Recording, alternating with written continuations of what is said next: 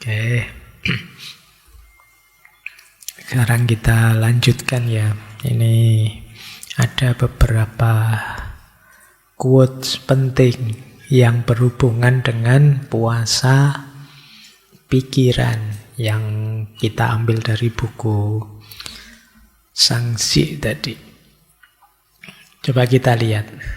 Beliau mengambil analogi dari bayi.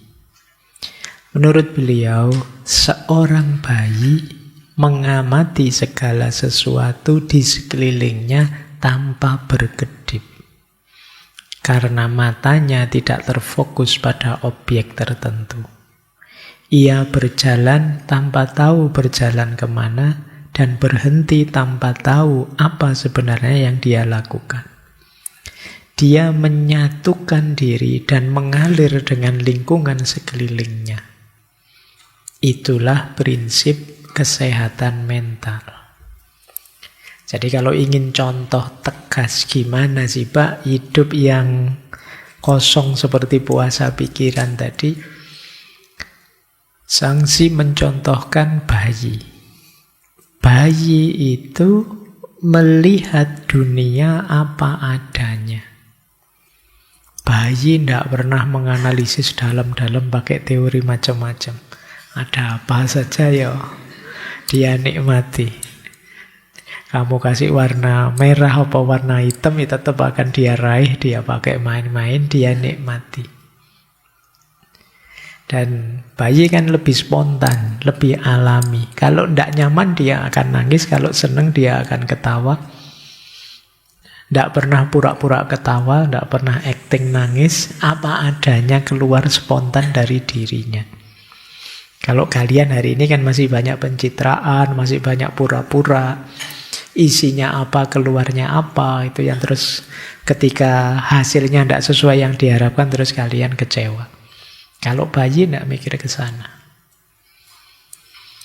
Karena tidak ada konsep-konsep di kepalanya, kalian disibukkan oleh aneka konsep. Coba kalian baca, mungkin teman-teman senang filsafat, baca Dunia Sofi, itu di bagian-bagian awal kan ada cerita. Yang bisa kaget, itu orang yang di kepalanya banyak konsep. Yang bisa bingung, yang bisa kacau. Coba misalnya, kan di buku itu dicontohkan, misalnya, satu ketika ada ibu-ibu nyapu. Tiba-tiba ibu-ibu nyapu ini bisa sambil terbang, misalnya.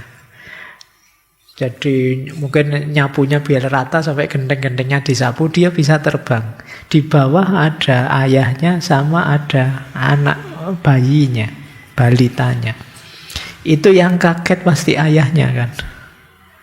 Bayinya, balitanya tidak kaget. Ibunya bisa terbang itu bayi tidak kaget. Kenapa? Di kepalanya belum ada konsep bahwa manusia itu tidak bisa jalan di atas angin tanpa pijakan apa-apa. Jadi begitu dia lihat ibunya terbang, mungkin, wah asik nih ibu bisa terbang. Kan itu aja kan yang dipikirannya. Aku juga pingin dong. Tidak pakai kaget, tidak pakai depresi. Mungkin itu bapak kan kaget luar biasa itu. Waduh, jangan-jangan ada penghuninya ini. Jangan-jangan ada kan yang itu. Mungkin kalau bapaknya saintis mungkin wah jangan-jangan di situ mungkin ada ruang anti gravitasi. Kalau bapaknya kelenik nanti melihatnya, wah ini mesti jin penunggunya baru tidak berkenan nih, terus diangkat ini. Tergantung mindset teori yang ada di kepalanya. Jadi kita menanggapi sesuatu itu kan sesuai kacamata teori konsep yang ada di kepala kita. Sementara seperti bayi tadi, ya dia tidak kaget. Yang melihatnya asik saja, senang saja. Kok enak ya kelihatannya, kok itu dan lain sebagainya. Jadi beliau pertama-tama mengilustrasikan bayi. Bayi itu tidak sibuk menilai, menganalisis, merencanakan. Dia tidak pernah komentari, tidak pernah ngejudge. Jadi tidak pernah memvonis orang bayi itu. Jadi kalau ada orang kok dia tidak nyaman, ya dia nangis saja. Tapi tidak pakai dia nuduh-nuduh. Nah, jadi coba kita bisa Idul Fitri, kalau kan sering orang ceramah Idul Fitri itu kita kembali lagi seperti bayi. Semoga fitrahnya juga begitu, alaminya hidup, tidak dibuat-buat. Nah, jadi ini ilustrasi pertama. Bayi juga tidak takut, tidak cemas, tidak bingung masa depan saya nanti seperti apa, dia tidak mikir ke sana. Kalau minum dia tidak bisa, wah ini minumnya kok terlalu banyak gula, nanti kalau saya besar diabetes gimana, itu dia tidak mikir ke sana. Jadi bayi tidak melawan kehidupan, dia bisa menyesuaikan. Apa yang dia hadapi, yaitu yang dia kelola tanpa harus membaca dengan teori-teori, ingin merekayasa yang bagaimana. Ini salah satu kata Zhangxi, prinsip kesehatan mental. Kalau kalian ingin hidup lebih nyaman, lebih santai, perbanyak menguras teori-teori, konsep-konsep yang tidak penting di kepala kita.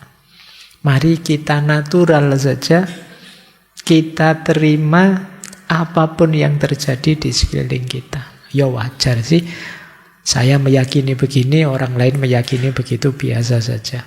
Saya manusia kadang salah, dia juga mungkin ada benarnya, meskipun saat ini saya anggap salah. Dan itu wajar, kan sejarah kita beda-beda. Ini lebih alami daripada kita memaksakan harus begini semuanya. Yang tidak begini dibasmi saja. Itu kita sendiri nanti yang stres. Nah, kalau kita bisa belajar seperti bayi tadi, bisa menikmati hidup. Jadi tidak terkungkung, terpenjara oleh pikiran kita. Baik, ini ilustrasi pertama. Ilustrasi kedua, untuk memahami puasa pikiran.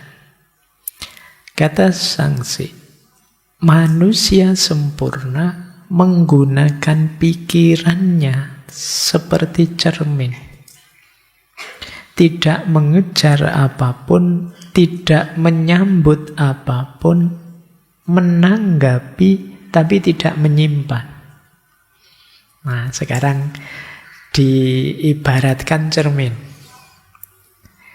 Jadi cermin itu, pikiran itu ibarat cermin. Cermin itu apa saja yang kita letakkan di depannya, itu kan dia raih. Jadi apa adanya, tanpa mengubah, juga tidak disimpan di situ. Kalau barangnya kita geser, ya dia sudah tidak ada lagi di situ. Itu kan cermin. Jadi kalau kita bisa memposisikan pikiran kita, pikiran itu berarti termasuk hati kita, seperti cermin, itulah nanti yang disebut puasa pikiran. Jadi cermin itu kalian letakkan gambar apa saja, benda apa saja di depannya, ya masuk sih. Oh, ya wong waras, wong sadar. Pikiran juga begitu. Ada apa saja, peristiwa apa saja, ya masuk. Kita ya ngerti, ada berita ya kita pahami, apa saja masuk. Tapi tidak disimpan di situ. Bayangkan kalau ada gambar lemari, terus lemarinya ada dalam cermin. Nanti ada gambar buku-bukunya masuk dalam, kan tidak begitu. Cermin itu ya kalau sudah lewat ya sudah, tidak ada di situ lagi. Jadi kalau kita bisa seperti ini, beban pikiran kita lebih ringan. Yang sering terjadi kita itu menyimpan, membaca terus kita simpan. Jadi kita memahami sesuatu terus tersisa di kepala, kita ingat-ingat terus. Membebani kita. Tadi sore baca berita apa, sampai hari ini terbebani terus oleh berita tadi. Padahal berita itu tidak ada hubungannya dengan kita. Tidak ada kaitannya dengan hidup kita, ya tapi teringat terus. Kok bisa ya artis favoritku kok ya mau cerai, itu kok ya mbok ya jangan, mbok ya kita pikiran kita melu mikir. Padahal dia tidak mikir yang bersangkutan. Kita yang kepikiran. Kenapa? Kita seperti cermin yang setelah gambarnya masuk tidak keluar lagi. Maka kalau bisa ya kita seperti cermin beneran. Ya masuk sih, ya kita waras, kita sehat, ya kita baca, ya paham. Tapi setelah itu lupakan. Jadi setelah itu biarkan lewat. Dan cermin itu gambarnya apa, ya munculnya begitu. Tidak diubah, tidak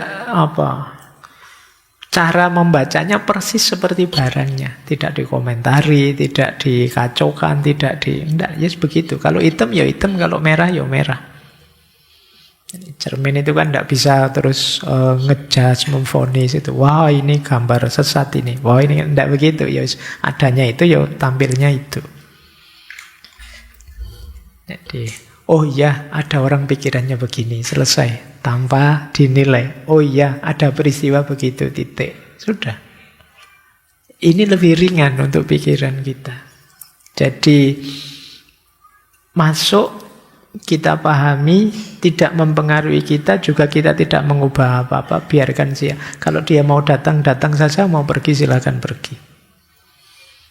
Ini hidup lebih ringan. Jadi, itu kalau kalian bisa bilang begitu, itu kalian tangguh sudah. Nanti ada pasanganmu, aku pergi loh. Lu kalau mau datang, datang, mau pergi, pergi saja. Nah itu biar kamu tidak sering diancam begitu. Jadi ini lebih ringan untuk pikiran. Terus cermin itu tidak terikat oleh komentar penghargaan dari luar. Jadi cermin itu ya sudah, ya ini gambar yang masuk ke saya. Gini. Nah, entah itu orang memuji atau tidak, atau orang mencela atau tidak, ya pokoknya itu gambarnya. Jadi tidak mengejar apapun, tidak menyambut apapun. Hasilnya seperti ini. Tidak harus dijudge, oh ini jelek sekali, ini baik sekali, tidak. Kalau kita bercermin kan apa adanya sudah. Tidak terikat hasil. Jadi saya pingin kalau saya bercermin itu wajahnya begini, tapi biar kelihatan berkali lipat gantengnya gitu loh. Tidak bisa, kalau cermin apa adanya. Kalau HP-mu masih bisa. Kamu pulas biar jadi lebih halus, lebih apa. Tapi kalau cermin ya apa adanya sudah. Dan dia juga tidak minta di like, tidak minta dipuji, tidak minta dikomentari yang positif apa negatif. Tidak, dia sudah, ya ini sudah yang saya tangkap. Ini yang saya lihat, ini yang saya pahami. Jadi tanpa kemudian disimpan kalau memang tidak perlu disimpan. Cermin itu menanggapi tapi tidak menyimpan. Jadi menanggapi itu ya kan gambarnya muncul. Oh iya ya ada begini ya, ada begitu ya. Tapi terus tidak disimpan dalam dirinya. Jadi ilustrasi pertama, puasa pikiran itu seperti bayi. Ilustrasi kedua, puasa pikiran itu seperti cermin. Lanjut. Nah, kata sanksi kemudian, biarkan pikiranmu mengembara dalam kesederhanaan, padukan jiwamu dengan keluasan, ikuti segala sesuatu sebagaimana adanya, jangan beri ruang bagi kepentingan atau pandangan pribadi. Maka dunia akan tertib. Jadi ini kita pecah satu-satu ya. Yang pertama, biarkan pikiranmu mengembara dalam kesederhanaan. Jadi maksudnya apa? Berpikirlah seluas mungkin, menjelajahi macam-macam, tapi jangan terikat oleh keinginan-keinginan atau teori konsep-konsep yang rumit. Tambah pengalaman sebanyak mungkin, tidak masalah. Baca buku sebanyak mungkin, belajar sebanyak mungkin, tidak masalah. Tapi tidak harus kemudian ambisius, Apalagi kemudian terpatok pada pikiran-pikiran idealisme kita sendiri yang rumit. Kadang-kadang kan kita begitu. Pak, saya setelah belajar filsafat lama, saya putuskan saya seorang eksistensialis misalnya. Terus opo-opo dilihatnya secara eksistensial. Kamu repot sendiri. Nanti ngangkring, wah sekarang makan di angkringan tidak apa-apa Pak, tapi ini angkringan eksistensial. Oh, nanti ada apa-apa, ini eksistensial. Itu ya kamu ribet sendiri, karena kamu terlanjur tadi bikin rumit bahwa saya ini, saya itu. Itu sama kalian kan sama teman-temanmu sudah terlanjur memperkenalkan diri. Saya itu meskipun kayak gini gayanya, tapi saya soleh loh. Wah itu. Ayo kamu pontang-panting sendiri itu. Nanti mau katanya anak soleh, ini sudah mau asar zuhur belum. Oh iya ya, maaf lupa. Jadi kamu ribet sendiri. Salahmu sendiri, kamu mengkategori dirimu dengan satu konsep tadi. Jadi meluaslah seluas-luasnya tanpa harus bikin rumit dirimu sendiri. Biar hidupmu lebih nyaman. Padukan jiwamu dengan keluasan. Jadi mari kita sadari, sepinter apapun kita, sepandai apapun kita, masih banyak hal yang belum kita paham. Mari kita jangan egois, mari kita merasakan diri kita sebagai bagian dari satu sistem besar. Jadi hidup ini jangan menganggap dirimu satu-satunya yang penting. Setiap entitas punya nilainya sendiri.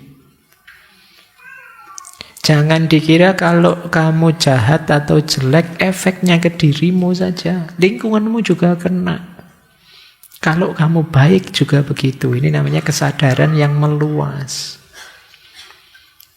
Jadi, kalau kamu jahat, itu kamu tidak bisa egois bilang, biar saja Pak, jahat-jahat saya kok.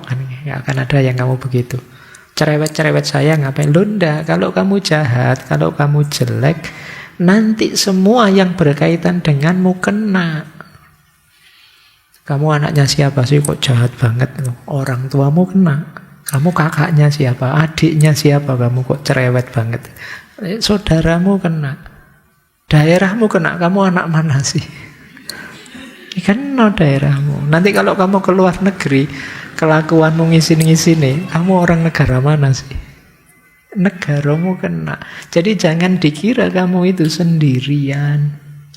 Kesadaranmu perluaslah. Jangan hanya mikir egomu sendiri.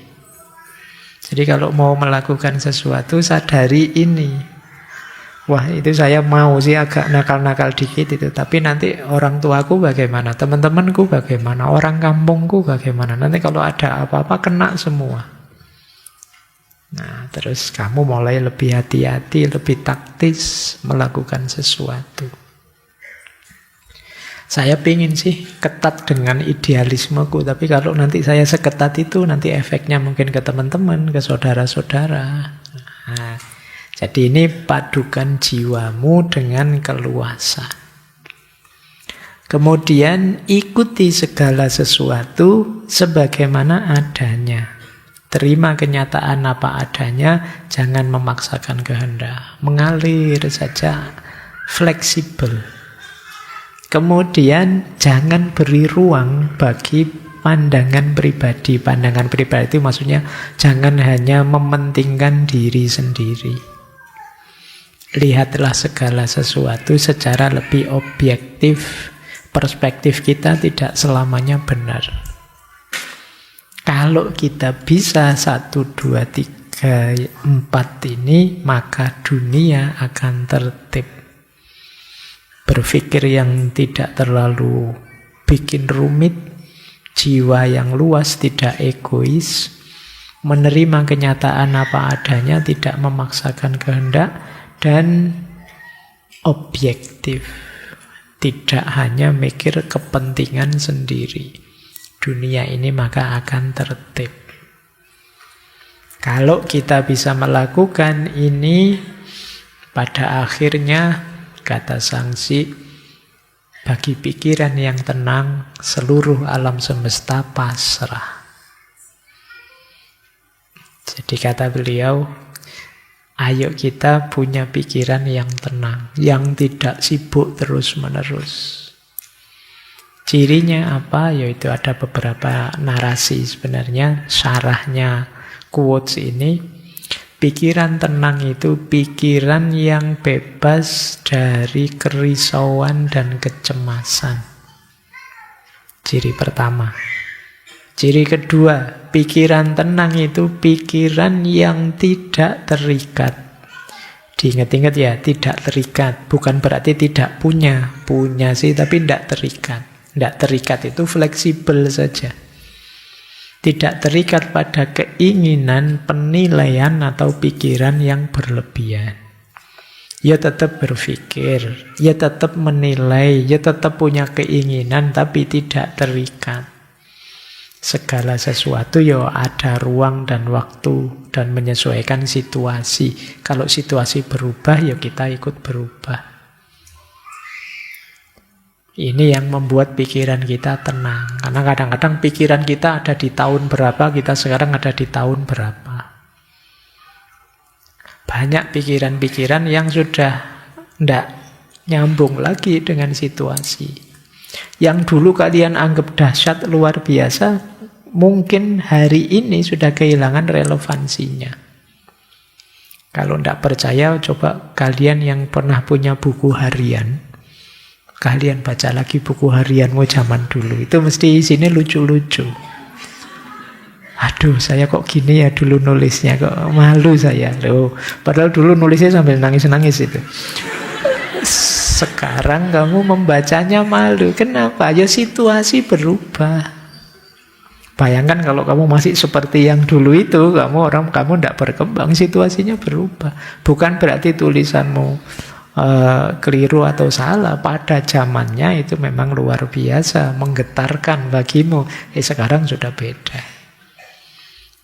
Jadi itu pikiran. Kemudian pikiran yang tenang adalah pikiran yang bisa sepenuhnya menerima saat ini.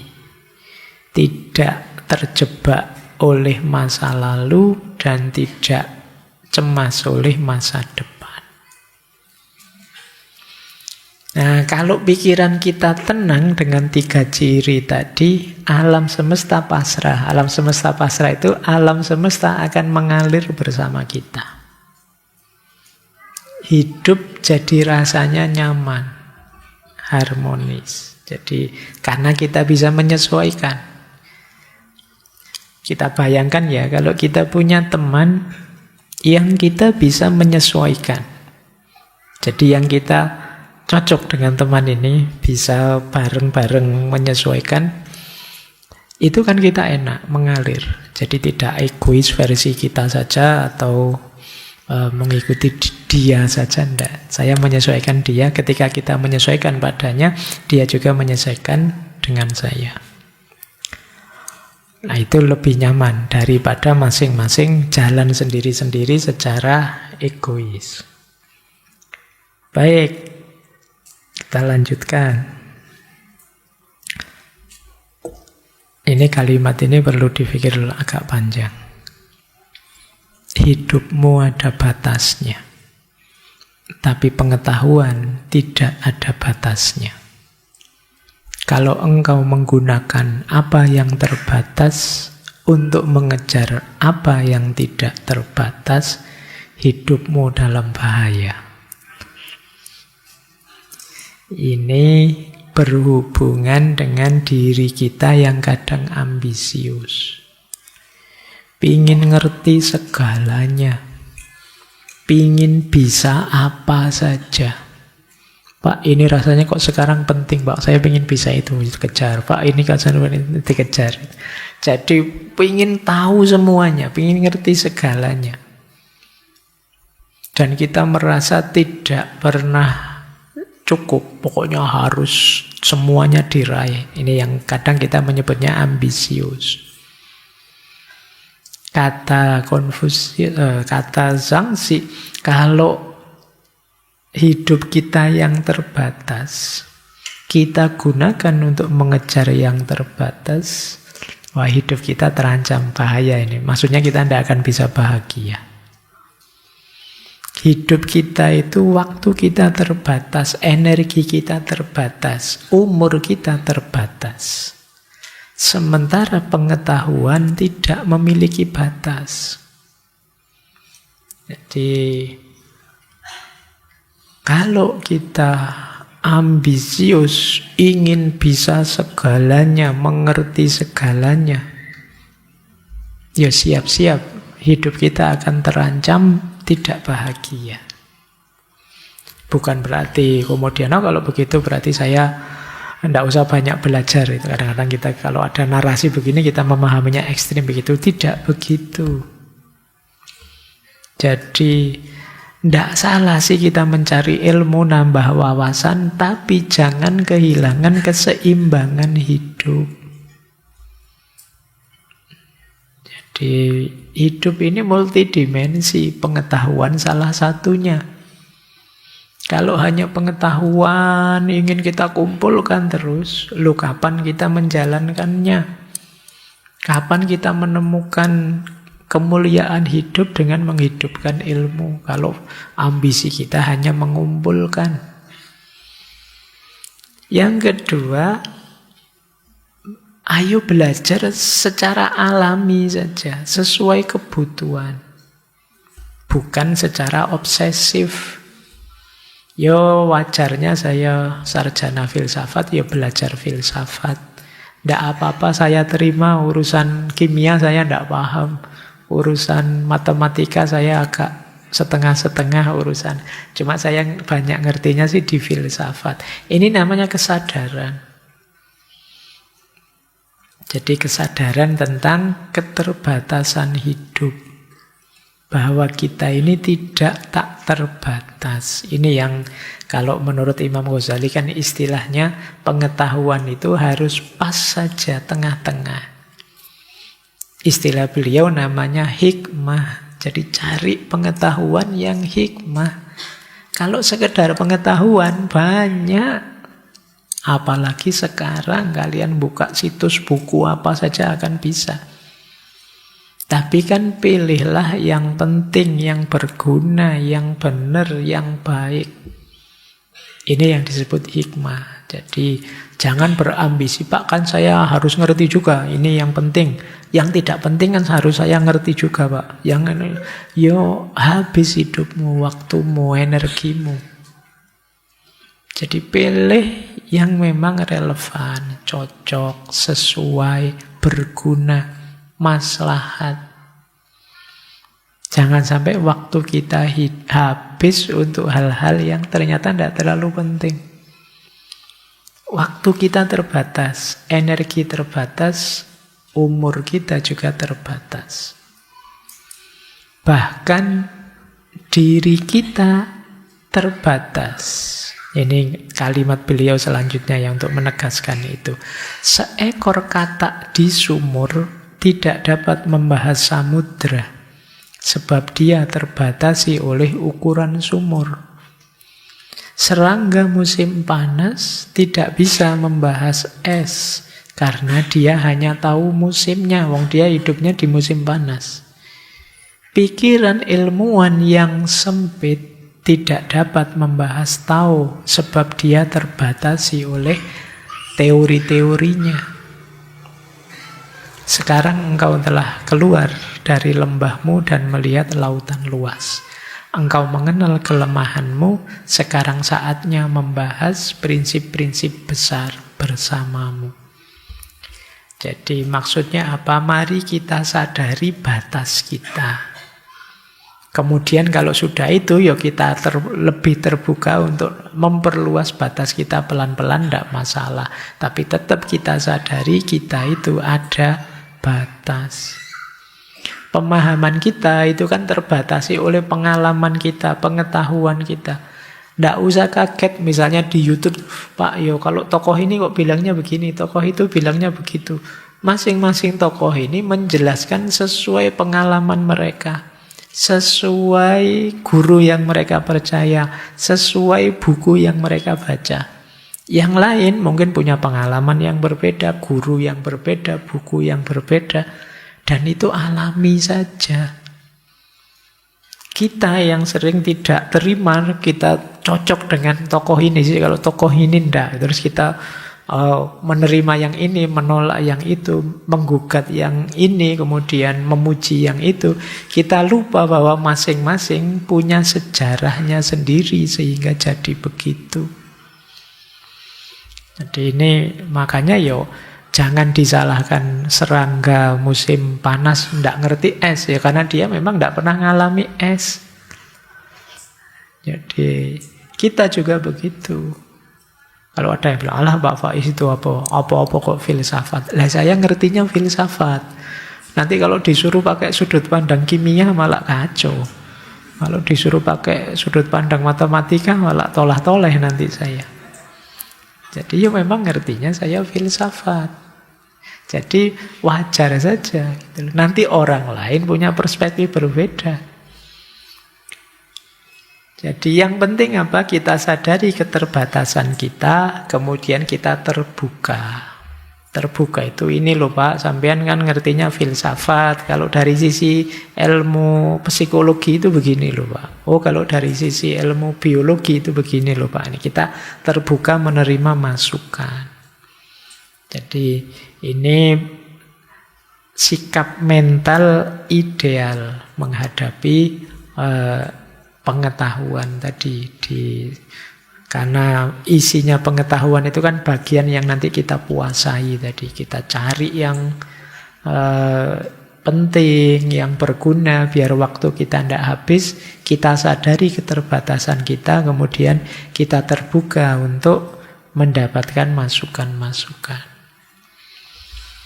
Kita lanjutkan. Nah, ini juga untuk menyadarkan kita.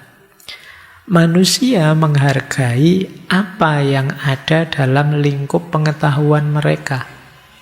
Namun mereka tidak menyadari betapa bergantungnya mereka pada apa yang ada di luar lingkup tersebut. Ya, dalam hidup ini kadang-kadang kita menganggap yang penting itu hanya yang kita ketahui saja. Padahal hidup ini kompleks dan banyak hal yang tidak kita ketahui, itu juga pengaruhnya besar untuk hidup kita. Ini kadang-kadang yang manusia itu mengabaikan apa yang di luar jangkauannya. Seolah-olah yang di luar jangkauannya itu tidak penting. Ngaji ini misalnya, kalau teman-teman saya suruh coba sebutkan 5 hal yang paling penting dalam ngaji ini. Itu mungkin sampai nyebut filsafatnya, sayanya, takmirnya, mungkin jamaahnya. Kalian lupa misalnya tukang yang bangun masjid ini. Itu kan ya penting juga, kalau tidak ada tukangnya masjidnya tidak ada. Listriknya itu mungkin kalian lupakan. Pabrik laptop kalian lupakan. Kalau tidak ada pabrik laptop, tidak ada laptop ini. Laptopnya tidak ada, ngajinya tidak maksimal. Kalian dengarkan suara saya saja ngantukmu double. Tidak ada slide-nya. Lah itu kalian anggap tidak penting, tapi ini penting. Kadang-kadang kalian tidak nganggap. Kadang-kadang kalian kan ngamuk, misalnya ada supir-supir truk yang muat apa itu kok ya-yaan ya. Ini kalian merasa tidak butuh sama sekali dengan itu. Padahal mungkin dialah yang ngangkuti sembako yang tiap hari kalian makan. Dialah nanti yang bawa LPG dan lain sebagainya. Yang kalian pakai tiap hari, yang kalian ngantri. Baru ketika sekarang harus ngantri, kalian baru sadar. Ternyata penting ya truknya LPG itu, kamu harus nungguin. Kemarin tidak kamu anggap sama sekali. Nah, ini jadi kita itu sering menganggap penting apa yang kita ketahui. Kita lupa ada banyak hal yang luput dari pengetahuan kita, dan itu juga penting. Maka jangan dikira hal penting itu hanya yang kalian anggap penting saja. Ada banyak hal lain yang luput dari jangkauanmu, yang kadang kau anggap tidak penting. Itu kuasanya Tuhan ya. Itu justru dari situ hidup ini bisa tetap berjalan. Tanpa itu semua sekompleks itu, dunia ini tidak seperti ini. Bayangkan kalau dunia ini berputar sejauh yang kita tahu dan kita anggap penting saja, itu mesti kacau sudah. Untungnya meskipun tidak muncul sama sekali di kepala kita, tetap berjalan juga. Jadi tidak pernah terbayangkan oleh kita, padahal itu penting, dan itu tetap juga berjalan. Sampai termasuk mungkin binatang-binatang paling kecil, apa yang itu mungkin secara tidak langsung ada efeknya. Ya, bahkan termasuk binatang-binatang pengurai yang ada di kamar mandimu, itu kan kamu tidak pernah jadi hitunganmu. Bayangkan kalau dia tidak berfungsi, wow, itu WC-mu tidak ada 1 bulan penuh, itu kan ya mengacaukan ritme hidupmu. Tapi selama ini itu tidak jadi bahan pertimbanganmu. Jadi mari kita sadari ini. Jadi manusia menghargai apa yang ada dalam lingkup pengetahuan mereka, namun tidak menyadari betapa bergantungnya mereka pada apa yang di luar lingkup tersebut. Nih, kita sering tertipu oleh ilusi pengetahuan kita yang terbatas. Kita lanjutkan. Ini menarik ilustrasi beliau. Tadi sudah ada ilustrasi bayi, ada ilustrasi cermin, sekarang ilustrasi kapal. Ketika seseorang menyeberangi sungai dan sebuah sampan kosong menabrak perahunya, bahkan meskipun dia seorang pemarah, dia tidak akan marah. Tapi kalau dia melihat ada orang di atas sampan itu, dia baru akan marah, meneriaki orang itu agar minggir. Kalau tidak terdengar teriakannya, dia akan berteriak lagi dan lagi, lalu maki-maki. Semua itu terjadi karena ada orang di atas sampan. Kalau engkau dapat mengosongkan kapalmu, menyeberangi sungai dunia, tidak seorang pun akan menentangmu. Tidak seorang pun akan menyakitimu. Kita bayangkan ya, satu ketika kita naik perahu atau naik kapal. Tiba-tiba ada perahu lain mendekat, nyenggol kapalmu. Itu begitu kamu lihat perahu yang mendekat tadi kosong, kamu yang tadinya mau ngamuk kan tidak jadi ngamuk.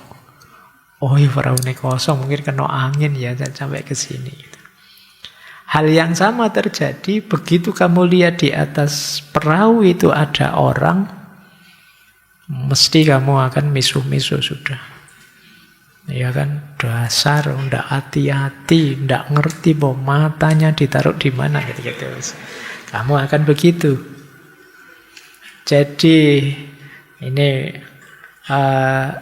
satu narasi tentang sesuatu yang terjadi secara alami dan hubungannya dengan ego. Kalau tiba-tiba ada hujan deras, kemudian kita basah kuyup, kan kita tidak marah sama hujan. Tapi kalau temanmu bawa ember, terus kamu digebyur dari belakang, basahnya sama, tapi kan kamu ngamuk. Kenapa begitu? Karena ada orangnya. Orang itu simbol ego. Jadi karena ada orang di situ, ego itu kan cenderung aku yang merasa penting, merasa perlu dihormati, merasa perlu diakui kehadirannya.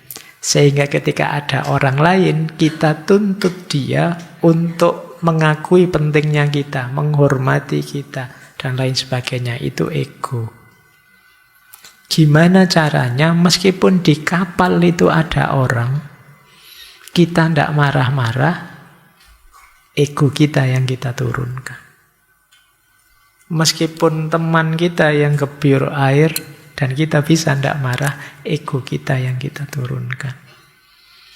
Jadi mari kita anggap ya peristiwa-peristiwa orang naik kapal minggir nyenggol kita atau orang gebyur kita itu sebagian dari fenomena momen biasa saja.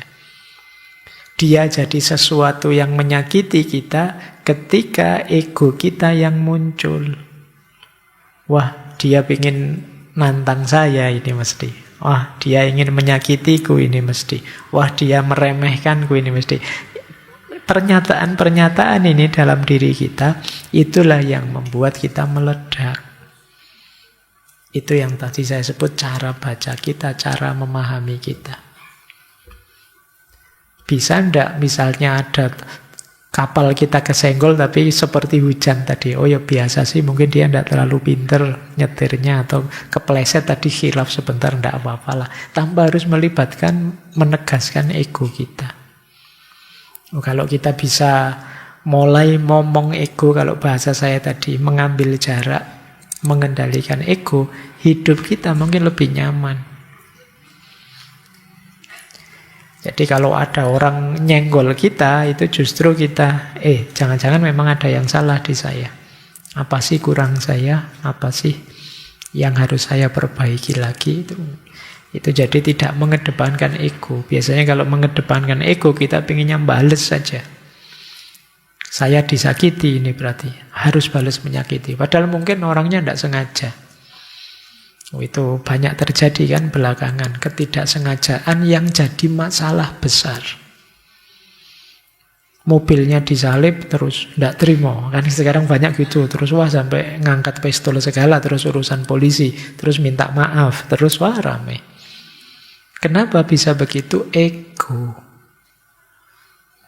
Jadi cara kita memvaluasi diri kita itu kadang-kadang tidak proporsional. Kalau ingin hidup ringan, tidak mudah tersinggung, mari kita rendahkan level ego kita.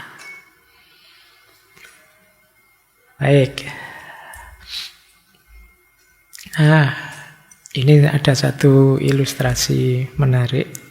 Ini saya bolak-balik lihat HP karena jamnya sudah jam 12:04. Nah ya, kata Zhangzi, kebahagiaan itu tidak terletak dalam kebahagiaan itu terletak dalam tidak adanya upaya mencari kebahagiaan. Ini sebenarnya sederhana sih, selama orang itu masih mengejar kebahagiaan, ya dia tidak akan bahagia. Namanya saja mengejar. Caranya untuk bahagia apa? Ya jangan dikejar, dinikmati saja.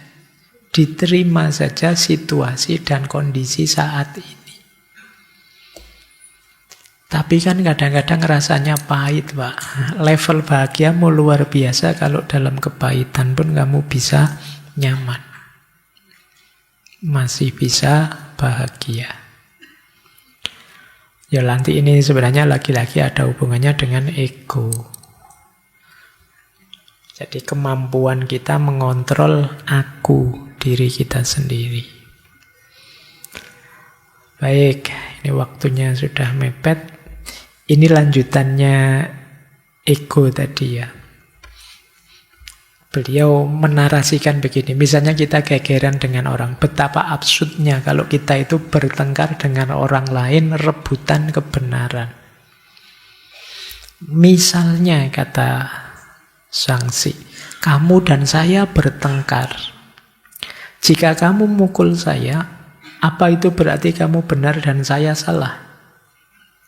Jika saya yang memukul kamu, apa itu berarti saya benar dan kamu yang salah?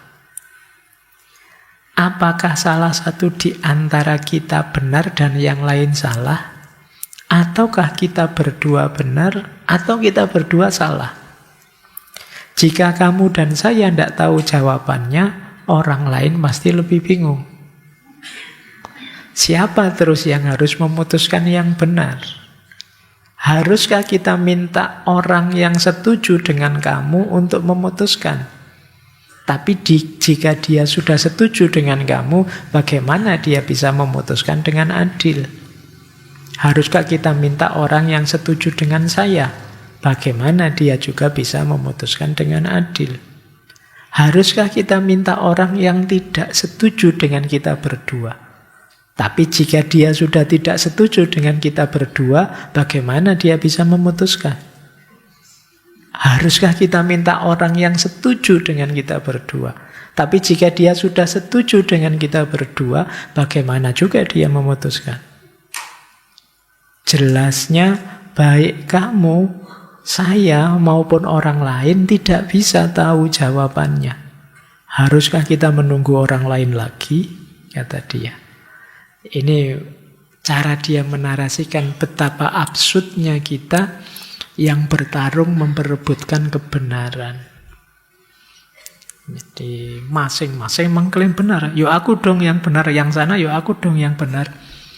Terus gimana? Salah satu benar, wong yo kita sama-sama ndak ngakui. Apa kita sama-sama benar? Ndak mungkin. Sama-sama salah juga sulit diterima. Nyari orang lain, orang yang kayak gimana? Yang setuju saya, ya mesti ndak adil dia. Yang setuju kamu ndak adil. Yang setuju kita berdua, ya ndak menilai nanti namanya. Yang ndak setuju kita berdua, ya sama saja. Nyari orang lain lagi, ya tambah capek kita. Ini absurdnya pertengkaran.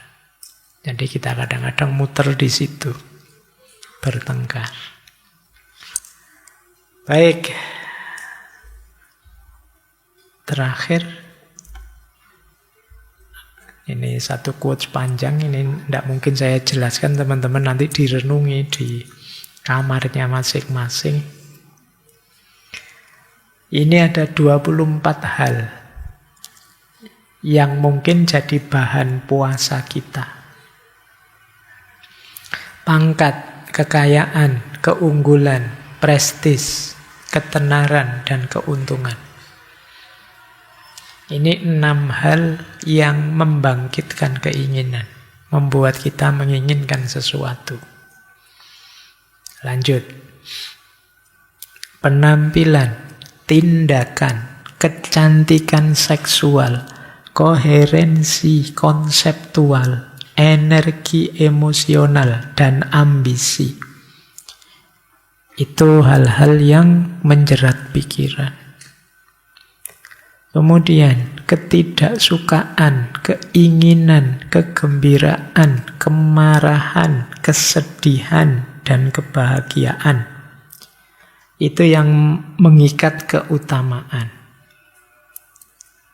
Kemudian menghindar, mendekati, menerima, memberi, memahami, dan kemampuan. Itu yang menghalangi jalan. Akhirnya kita tidak berjalan. Ini 24 hal yang harusnya tidak mengganggu pikiran kita. Kalau masih mengganggu pikiran kita, ya pada akhirnya kita tidak, kalau versi Taoisme berarti kita tidak dalam perjalanan menuju Tao. Jadi kita tidak ada on the right track, menuju kesejatian hidup. Hal-hal ini harus jadi pertimbangan kita untuk kita ambil jarak. Biar kita bisa fokus. Saat kita terfokus, pikiran kita tenang dan jernih. Kalau kita tenang dan jernih, bisa kosong. Kalau kosong, pikiran mampu tidak melakukan apapun, namun tidak membiarkan apapun terbengkalai.